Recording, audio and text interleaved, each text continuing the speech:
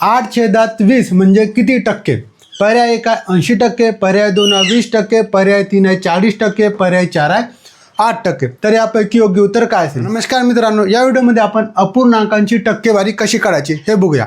तर बघा, अपूर्णांकांची टक्केवारी हा सर्वात महत्त्वाचा टॉपिक आहे. आपल्याला परीक्षेच्या दृष्टीने नाही तर रोजच्या दैनंदिन वापरामध्ये पण आपल्याला टक्केवारी फार महत्त्वाची पडते. आपण एका दुकानामध्ये गेलो, आपल्याला किती टक्के सूट दिलं हे जर काढायचं झाल्यास आपण कशा प्रकारे काढायचं, परंतु अपूर्णांकांची टक्केवारी कशा प्रकारे काढायची? तर बघा, आपल्या पुढे दिलेलं आहे 8/20 म्हणजे किती टक्के?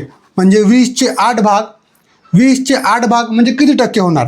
तर बघा, अशा वेळी आपल्याला काय करायचं आहे, हा जो छेद आहे, हा छेद काय झाला पाहिजे? 100 झाला पाहिजे. मग छेदला 100 करण्यासाठी आपल्याला 20ला कितीने गुणा लागेल? तर 20ने आपल्याला 5ने गुणा लागेल. 20×5 = 100. मग छेदाला तुम्ही 5ने गुणले म्हणजे आपल्याला अंशाला पण कितीने गुणायचं? 5ने गुणा. मग 8 × 5 8×5 = 40 म्हणजे किती टक्के होत आहे? तर 40%. म्हणजे 8/20 बरोबर किती टक्के? तर 40%. पर्याय 3 हा आपला योग्य उत्तर आहे.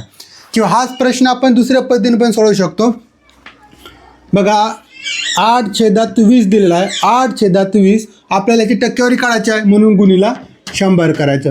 गुणीला 100 केलं तर हा 0 कटला, हा 0 कटला.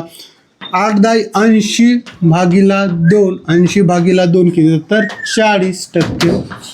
तुम्हाला यापैकी जे पद्धत योग्य वाटते त्या पद्धतीने आपण अपूर्णांकाची टक्केवारी काढू शकतो. त्यानंतरचा प्रश्न आहे 60/200 म्हणजे किती टक्के?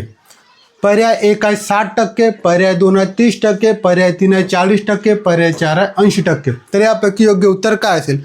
तर बघा, आपण याचं जर उत्तर पहिल्या पद्धतीने काढायचं झाल्यास कशा प्रकारे काढणार? तर 60/200 दिलेला आहे. मग आपल्याला छेद 100 करायचा, तर 60/200 तर छेद 100 करण्यासाठी या 200ला आपण जर गुणलं कोणत्या संख्येनं तर आपल्याला 100 होणार का नाही? तर 200ला आपल्याला भागावं लागेल. 200ला मग कितीने भागू आपण? 200ला 2ने भागलं तर किती होतात? 100 होतात. सेम त्याच प्रकारे आपल्याला 60ला पण 200ने भागावं लागेल. मग 60ला जर 200ने भागले तर किती होतात? 30.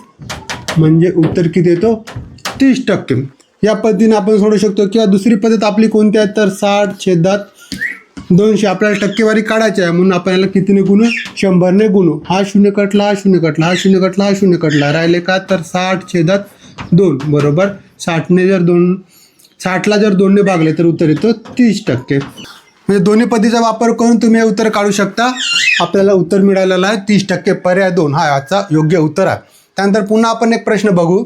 6/15 म्हणजे किती टक्के? पर्याय 1 आहे 20%, पर्याय 2 आहे 30%, पर्याय 3 आहे 40% आणि पर्याय 4 आहे 50%. तर यापैकी योग्य उत्तर काय असेल? तर याकरिता बघा, आपण जर पहिली पद्धत बघितलं 6/15 तर इथं छेद आपल्याला 100 करायला गेल्यास आपल्याला खूप कॅल्क्युलेशन करावं लागेल. मग आपण याकरिता दुसरी पद्धत वापरलं, डायरेक्ट 100ने गुणा. 100ने गुणलं तर बघा, 6 × 100 6 × 100 किती होतात? तर 6 × 100 होतात 600/15. 15ने आपण 600ला भागू शकतो. 15×1 = 15, 15×2 = 30, 15×3 = 45, 15×4 = 60. 4ने भाग देत आहे 15×4 = 60 आणि हा एक 0 म्हणजे 40. पर्याय 3 हा योग्य उत्तर आहे. बघा, 6चे 15% म्हणजे किती टक्के? तर काय करायचं बघा, दिलेला जो अपूर्णांक राहील त्या अपूर्णांकाला तुम्ही 100ने गुणा. 100ने गुणल्यानंतर आपल्याला ते टक्के मिळून जाईल. त्यानंतर पुन्हा आपण एक प्रश्न बघू. 12/25 म्हणजे किती टक्के? पर्याय 1 आहे 24%, पर्याय 2 आहे 36%, पर्याय 3 आहे 48% आणि पर्याय 4 आहे 60%.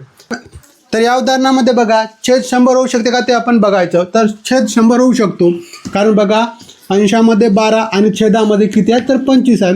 तर 25ला आपण किती 4ने जर गुणलं तर 25चे 100 होतात. छेद 100 होतात. कारण बघा, जर आपण पहिल्या पद्धतीने सोडवलं, या अपूर्णांकाला 100ने जर गुणलं तर कॅल्क्युलेशन मोठा होतं. मग तेवढं मोठं कॅल्क्युलेशन करत बसण्यापेक्षा आपण काय करू?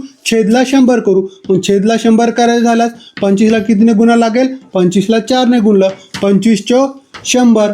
मग छेदाला आपण 4ने गुणलं, मग अंशाला पण आपल्याला कितीने गुणा लागेल? 4ने. मग 12 × 48.